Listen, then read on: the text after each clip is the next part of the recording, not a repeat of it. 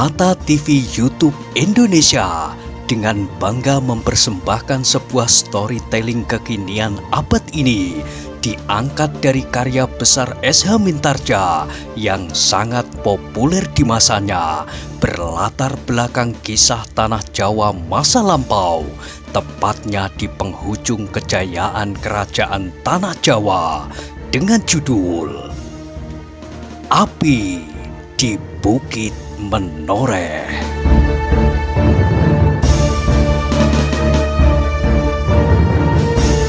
Pada kesempatan yang sangat baik ini, kita masuk pada episode yang ke-178. Selamat menikmati.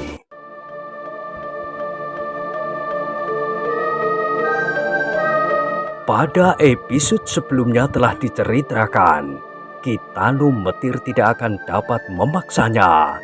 Namun terasa bahwa Wuranto telah mulai menemukan kesadaran tentang dirinya itu. Meskipun ia masih tetap merasa rendah diri, tetapi ia tidak menjadi liar dan meledak-ledak, mencari saluran untuk menyembunyikan kekecilannya. Jadi Angger akan tetap di sini? Ya Kiai, aku akan berkata kepada prajurit yang bertugas itu bahwa aku akan menunggu mayat ini sampai besok, sampai dikuburkan. Kitanu Metir mengangguk-anggukkan kepalanya, tetapi ia tidak mencemaskan Wuranto lagi. Kalau ia akan pergi tanpa pamit, ia merasa mempunyai kewajiban atas laki-laki tua itu, suami istri, dan kewajiban itu pasti akan mengikatnya. Baiklah anak mas, berkata Kitanu Metir kemudian. Aku akan mencoba menyampaikannya kepada Angger Untara. Mudah-mudahan Angger Untara dapat mengerti. Terima kasih Kiai.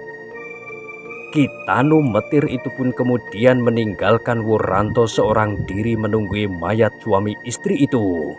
Anak muda itu tidak sampai hati untuk mengangkat nenek tua yang masih saja membeku di dada suaminya.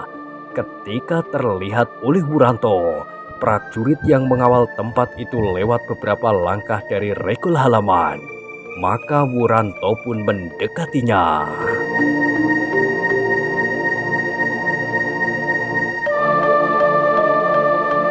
Bagaimana? Bertanya prajurit itu. Apakah dukun itu dapat mengobatinya? Terlambat, keduanya sudah meninggal. Keduanya? Prajurit itu terkejut. Iya, keduanya, sahut Wuranto. Kenapa perempuan itu mati juga? Aku tidak tahu.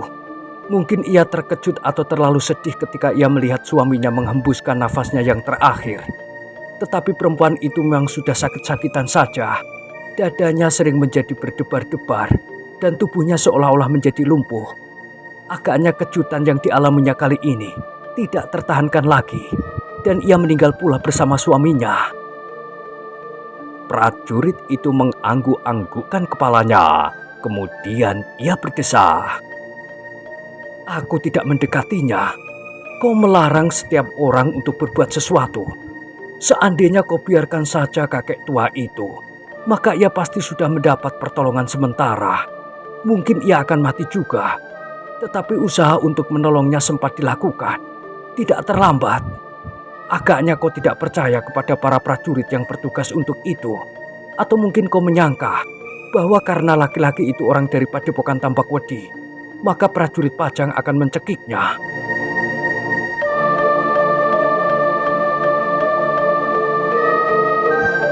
Belum lagi Wuranto menjawab, maka datanglah dua orang prajurit yang sedang bertugas berkeliling. Ternyata kedua prajurit itu adalah prajurit yang telah bertengkar dengan Wuranto. Dengan nada yang tinggi salah seorang dari mereka bertanya, "Ada apa dengan anak Jati Anom itu? Apakah kau sedang diperintahkannya memanggil Untara?" Prajurit yang sedang mengawal tempat itu menjawab, "Tidak, tetapi ia tidak percaya kepada para prajurit Pajang. Laki-laki yang terluka itu dibiarkannya tanpa pertolongan apapun sampai ia mati. Kenapa? Anak muda ini ingin memanggil dukun pribadinya. Kedua prajurit yang baru datang itu tertawa dengan pandangan yang menyakitkan hati. Mereka menatap wajah Wuranto yang kemerah-merahan oleh sinar obor di kejauhan. Terasa dada Wuranto itu bergolak. Hampir-hampir saja ia menjadi kambuh dan mengangkat wajahnya sambil menepuk dada. Inilah pahlawan yang telah memecah pertahanan Tambak Wedi. Tetapi kali ini tidak. Wuranto tidak berteriak menyebut namanya. Namun perlahan-lahan ia berkata, "Maafkan aku Kisanak. Aku telah kehilangan keseimbangan. Mungkin aku telah menyakitkan hati kalian. Mungkin ada kata-kataku atau sikapku yang kasar."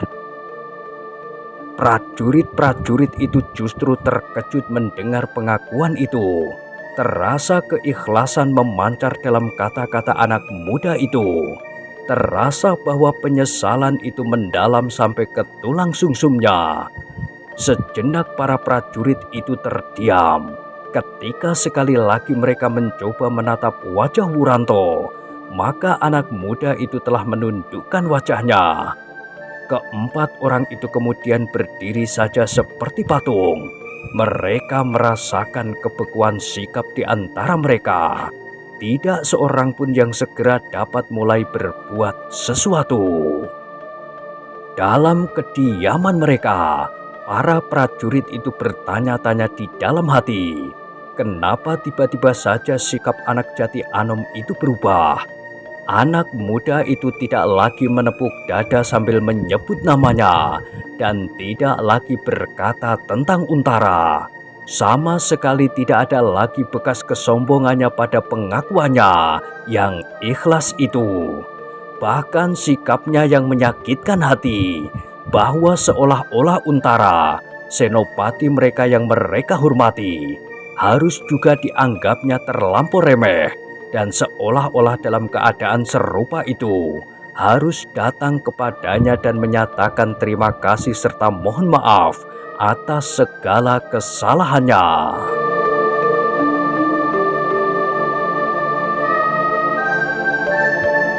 Hal yang bagi para prajurit itu tidak akan mungkin sekali terjadi. Untara adalah seorang senopati yang menggenggam tanggung jawab atas wilayah di sekitar Gunung Merapi. Bahkan di dataran yang membentang sampai ke pesisir kidul. Meskipun Untara juga anak yang dilahirkan dan dibesarkan di Jati Anom, namun kedudukannya terlampau jauh terpaut dari anak muda yang bernama Wuranto itu. Seandainya pada masa-masa kecilnya, mereka berkawan dan bermain bersama dalam satu lingkaran permainan, tetapi keadaan telah membentuk mereka di kedudukan mereka masing-masing. Belum sempat salah seorang dari mereka dapat memecahkan kediaman itu, maka mereka pun dikejutkan oleh bayangan yang mendekati mereka.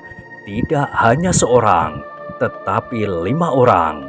Mereka mendengar langkah mereka semakin lama semakin dekat dan melihat mereka semakin jelas. Di dalam remang-remang cahaya obor di kejauhan, mereka dapat memastikan bahwa sebagian dari mereka adalah prajurit-prajurit Pajang. "Para perwira!" desah para prajurit hampir bersamaan. Mereka menyangka bahwa kelima orang itu adalah 1 atau 2 orang perwira bersama dengan para pengawalnya mengadakan peninjauan keliling. Melihat para prajurit yang sedang bertugas dan melihat orang-orang yang terluka atau terbunuh di peperangan adalah menjadi kebiasaan para perwira Pajang untuk melihat bahkan menangani tugas-tugas yang berat dan sulit itu. Ketika orang-orang yang datang itu menjadi semakin dekat, maka para prajurit itu pun berdiri berjajar, memberi mereka jalan dan bersiap apabila mereka harus menjawab pertanyaan-pertanyaan. Sedang Wuranto pun kemudian bergeser di belakang para prajurit itu. Ternyata kelima orang itu berjalan ke arah para prajurit itu. sehingga para prajurit itu pun terpaksa mempersiapkan diri mereka untuk menerima kunjungan para perwira. Sejenak mereka menebarkan pandangan mata mereka untuk mengetahui di mana kawan-kawan mereka berada. Mungkin mereka harus membawa para perwira itu ke tempat-tempat perondaan, ke tempat para prajurit mengumpulkan orang-orang yang terluka, yang belum sempat dibawa ke pendopo Banjar. Bahkan mungkin melihat mayat-mayat yang sudah dikumpulkan untuk dikuburkan besok pagi. Ketika terlihat oleh para prajurit itu mayat laki-laki tua beserta istrinya, maka mereka pun berpaling. Hanya sejenak, ketika mereka melihat Wuranto di belakang mereka, maka mereka menganggap bahwa seharusnya Wurantolah yang wajib memberikan keterangannya. Kelima orang itu menjadi semakin dekat. Hampir tidak percaya para prajurit itu menajamkan matanya. Yang satu di antara mereka ternyata adalah Untara sendiri. "Ki Untara!" salah seorang dari mereka berdesis. "Oh," sahut kawannya perlahan-lahan. "Iya, Ki Untara sendiri." Ketika prajurit itu kini berdiri tegak berjajar, Untara memang sering berbuat demikian, meninjau keadaan langsung di tempat-tempat yang dianggapnya penting. Seperti kebiasaannya berdiri di ujung peperangan, maka ia pun selalu berada di dalam kesibukan akibat dari setiap peperangan di antara para prajuritnya.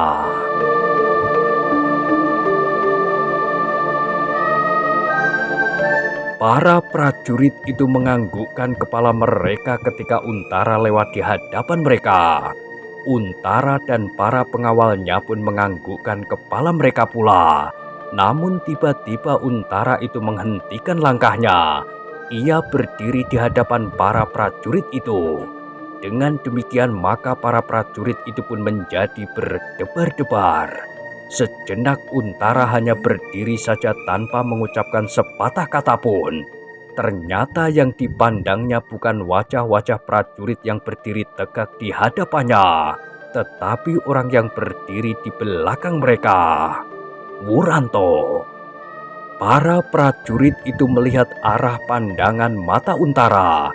Mereka pun menjadi semakin berdebar-debar. Apakah yang akan dilakukan oleh Senopati itu? Apakah ia telah mendengar laporan bahwa Wuranto pernah merendahkannya? Dan apakah kira-kira yang akan dilakukan oleh Wuranto setelah ia berhadapan langsung dengan Untara yang namanya sering disebut-sebutnya? Sejenak suasana dicekam oleh kesepian. Untara berdiri saja di tempatnya dan Wuranto seolah-olah menjadi beku. Namun kemudian mereka melihat Untara itu mengerutkan keningnya sambil berdesis. "Wuranto, bukankah kau itu?" Wuranto menjadi termangu-mangu. Bagaimana ia harus bersikap terhadap Senopati itu di dalam suasana peperangan? Apakah ia harus bersikap seperti para prajurit itu dan menjawabnya seperti jawaban seorang prajurit pula? Tetapi kata-kata Untara berikutnya telah mengejutkannya dan bahkan mengejutkan para prajurit yang berdiri tegak itu. Katanya, "Aku memang mencarimu, Wuranto, sambil melihat-lihat keadaan." Wuranto menjadi semakin berdebar-debar. Apakah sebabnya Untara mencarinya? Tiba-tiba ia teringat akan sikapnya selama ini. Karena itu maka ia bertanya di dalam hatinya, seperti pertanyaan yang bergetar di dalam dada para prajurit itu. Apakah Untara telah benar-benar mendengar sikap Wuranto yang kadang-kadang merendahkannya sebagai seorang senopati, dan ia datang sendiri untuk mengambil tindakan terhadapnya? Wuranto yang berdiri tegak seperti para prajurit itu masih saja tegak seperti sebatang tonggak. Namun sejenak kemudian, ia berhasil menguasai perasaannya yang tidak lagi melonjak-lonjak. Ia mencoba menenangkan dirinya dan berkata di dalam hati, "Mudah-mudahan aku tidak menjadi gila lagi di hadapan Untara sendiri. Para prajurit yang berdiri di muka Wuranto pun menjadi berdebar-debar pula.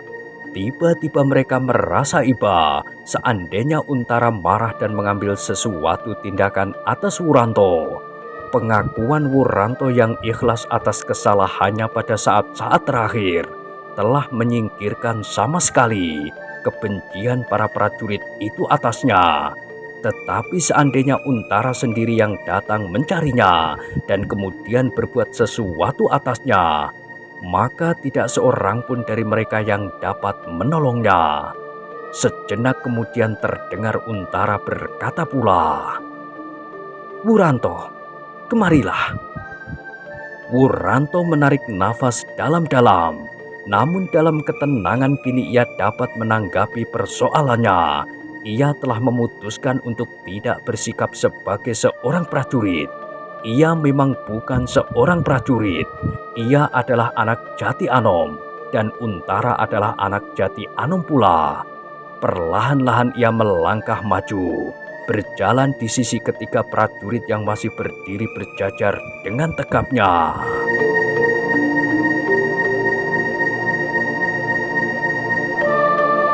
"Apakah kau memerlukan aku, Untara?" bertanya Wuranto.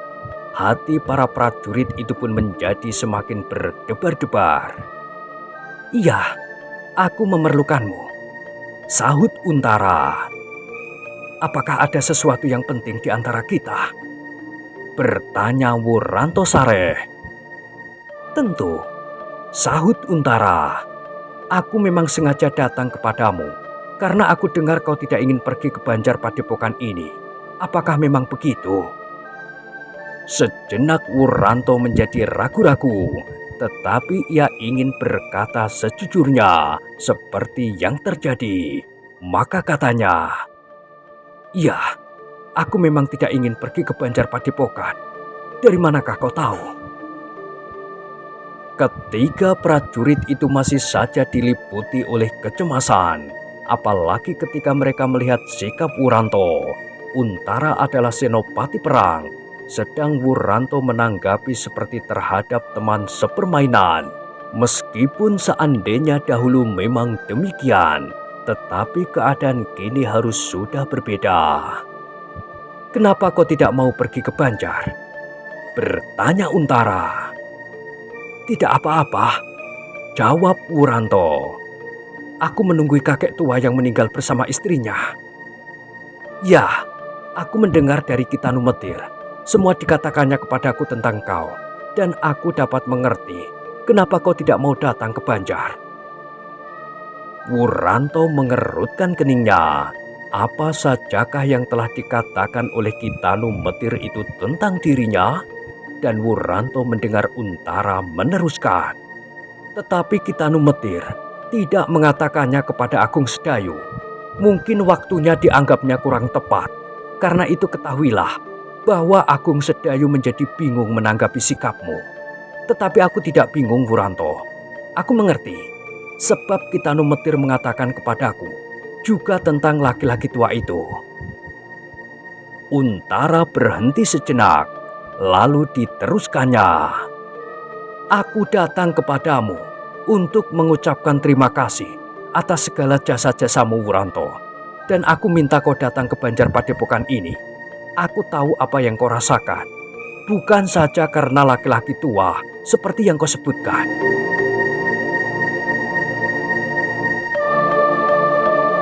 Sejenak Wuranto terbungkam.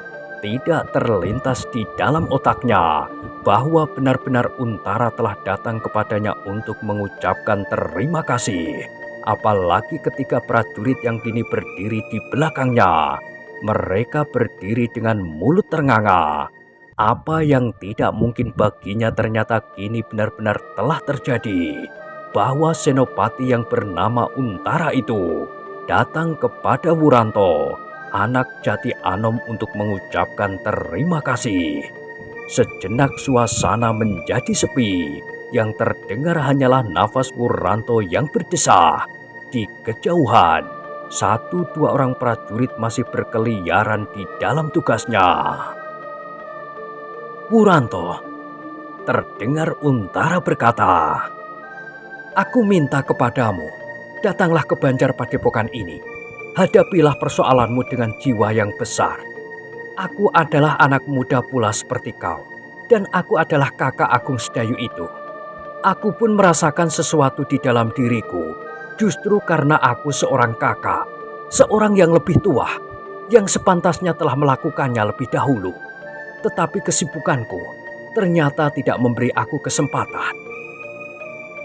Wuranto tidak segera menjawab. Ia masih diliputi oleh suatu perasaan yang aneh. Ia tiba-tiba saja dihadapkan pada suatu kenyataan yang diharapkannya terjadi di dalam kegelapan hati. Dalam kegelapan ia memang mengucapkan kata-kata itu, bahwa seharusnya Untaralah yang datang kepadanya dan mengucapkan terima kasih. Tetapi bahwa hal itu terjadi justru setelah hatinya menjadi tenang, malahan membuatnya menjadi termangu-mangu. Namun ternyata sesuatu telah menyusup di dalam hati anak muda itu.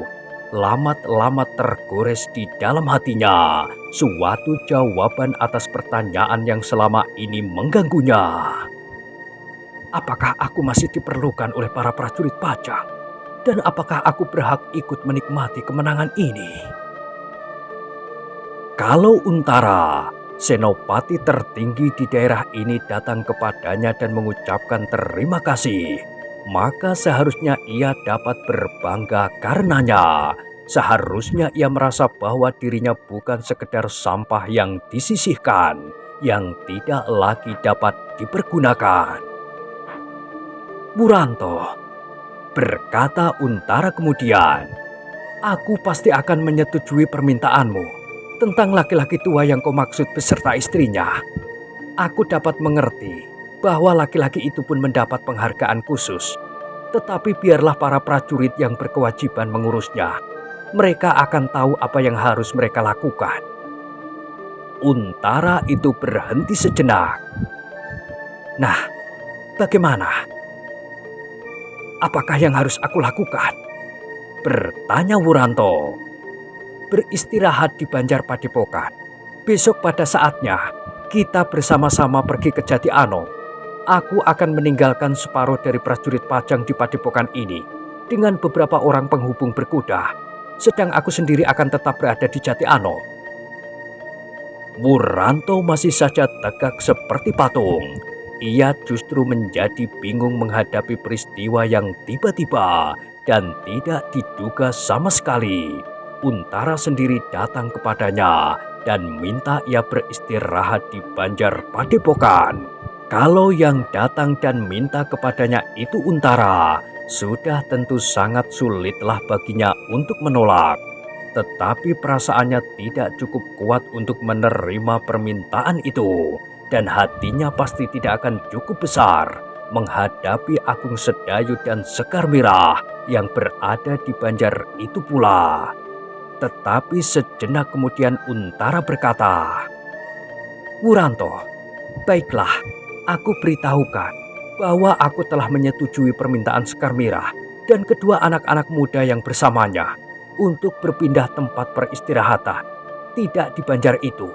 Tetapi mereka kini berada di rumah di sebelah Banjar, rumah yang tidak dipakai untuk menyimpan orang-orang sakit, apalagi mayat-mayat para prajurit yang terbunuh di peperangan.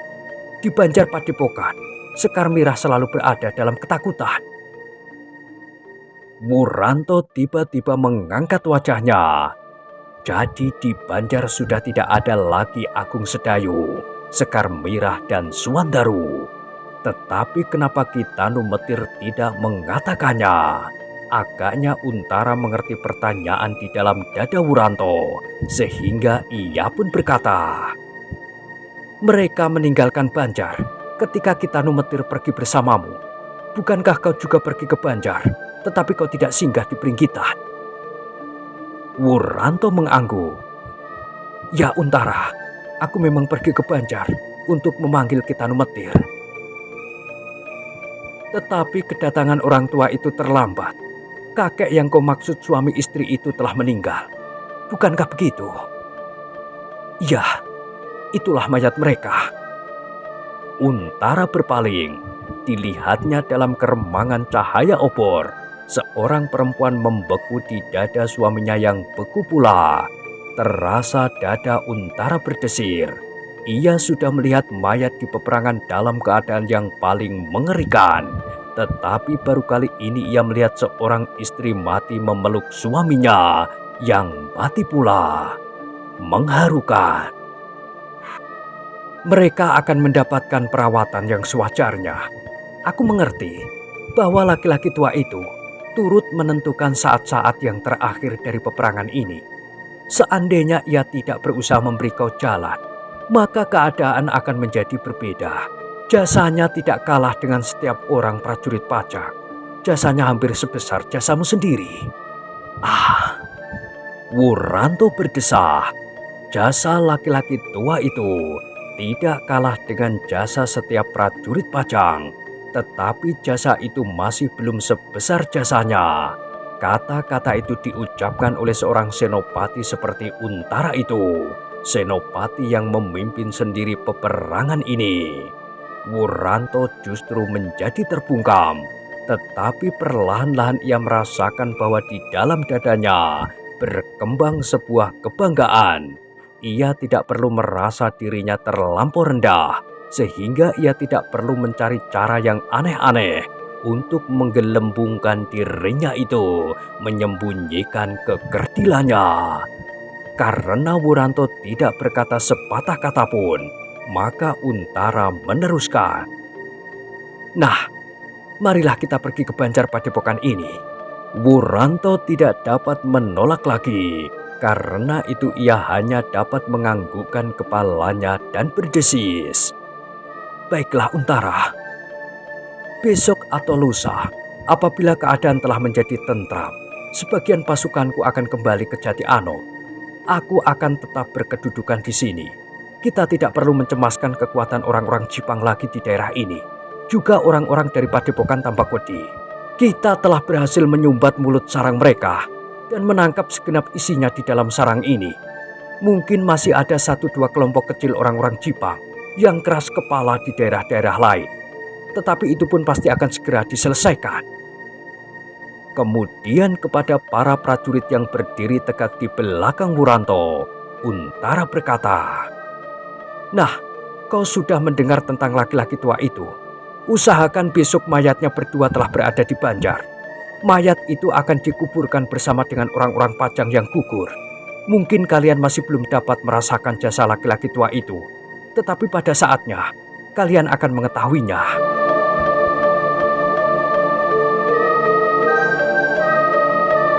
Sejenak kemudian Untara dan para pengawalnya telah kembali ke Banjar Padepokan bersama Wuranto. Di Banjar itu benar-benar tidak dijumpainya lagi Agung Sedayu, Swandaru dan Sekar Mirah. Yang berada di sana tinggal beberapa orang perwira prajurit pajang dan Kitanu Metir. Ternyata sikap para perwira yang langsung mengerti tugas-tugas berat Wuranto agak berbeda dengan sikap para prajurit.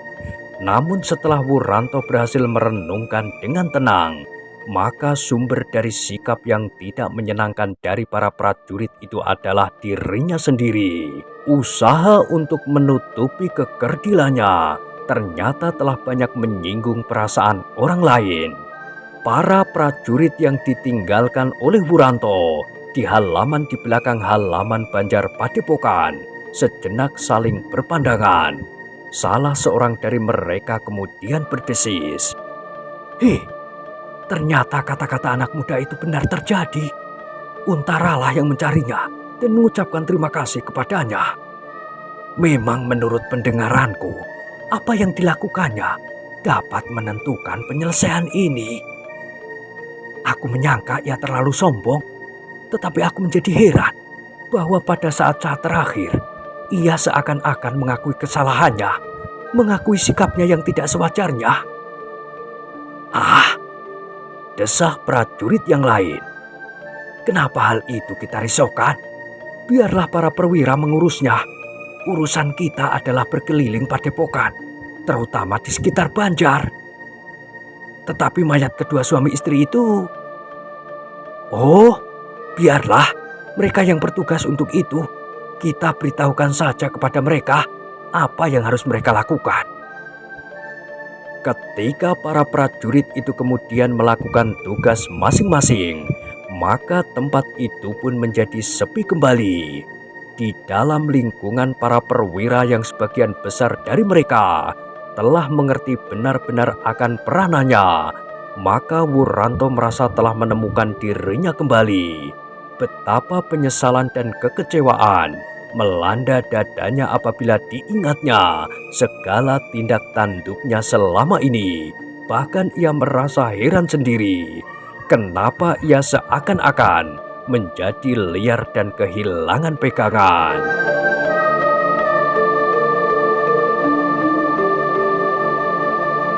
Meskipun demikian, setiap kali ia teringat akan Sekar Mirah, maka hatinya masih terasa pahit. Gadis itu belum lama dikenalnya, baru beberapa hari. Tetapi yang beberapa hari itu ternyata telah menjadikannya hampir gila. Malam pun menjadi semakin malam. Di kejauhan, terdengar anjing-anjing liar berteriak-teriak berebut makan. Terasa betapa angin membawa bau darah menyentuh hidung mereka yang tajam. Sekali-sekali terdengar suara burung hantu dan burung kedasi yang seakan-akan sahut-menyahut, meneriakkan kepedihan yang langut. Sementara para prajurit yang bertugas masih saja sibuk hampir semalam suntuk, maka di sebuah rumah yang tidak begitu jauh dari banjar itu, Sekar Mirah duduk berpegangan tangan kakaknya. Meskipun ia sudah tidak lagi berada di antara mayat dan orang-orang yang terluka, namun ia masih diburu saja oleh takut dan ngeri.